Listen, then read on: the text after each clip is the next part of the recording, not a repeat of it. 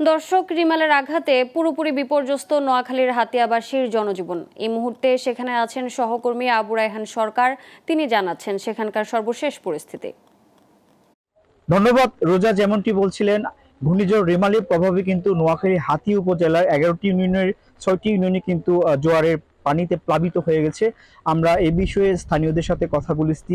স্থানীয়রা জানিয়েছেন যে ঘূর্ণিঝড় রিমালের প্রভাবে গতকাল থেকে কিন্তু ভারী বৃষ্টির পাশাপাশি এখানে জলোচ্ছ্বাসে 5 থেকে 6 ফুট উপরে পানি উঠে নিম্নাঞ্চলে এলাকাগুলো প্লাবিত হয়েছে। আপনারা হয়তো জানেন যে হাতি উপজেলার নিঝুম এলাকা কিন্তু পর্যটন এলাকা। সেখানে কিন্তু হরিণের পাশাপাশি অন্যান্য বন্য প্রাণী রয়েছে। এখানেও কিন্তু জ্বরে পানি প্লাবিত হয়ে গেছে।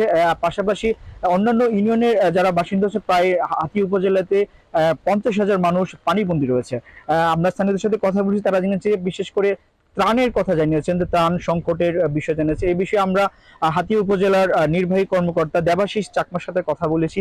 তিনি যেমনটি জানিয়েছেন যে ঘূর্ণিঝড় রিমালের কারণে কিন্তু হাতি উপজেলায় সারা বাংলাদেশ থেকে বিচ্ছিন্ন রয়েছে। বিশেষ করে গতকাল থেকে কিন্তু বিদ্যুৎ বিচ্ছিন্ন রয়েছে। পাশাপাশি কিন্তু এখানে 242টি আশ্রয় কেন্দ্রে মানুষকে, যারা ঘূর্ণিঝড়ের পূর্বে কিন্তু সরিয়ে নেওয়া হয়েছে।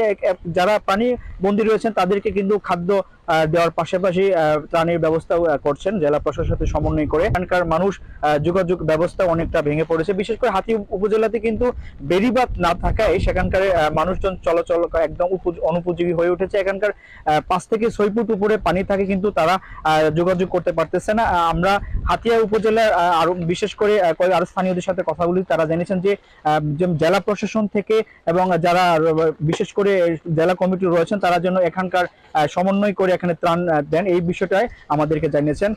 বিশেষ নোয়াখালী রিমেলের প্রভাবে সর্বশেষ তথ্য ছিল আমার কাছে।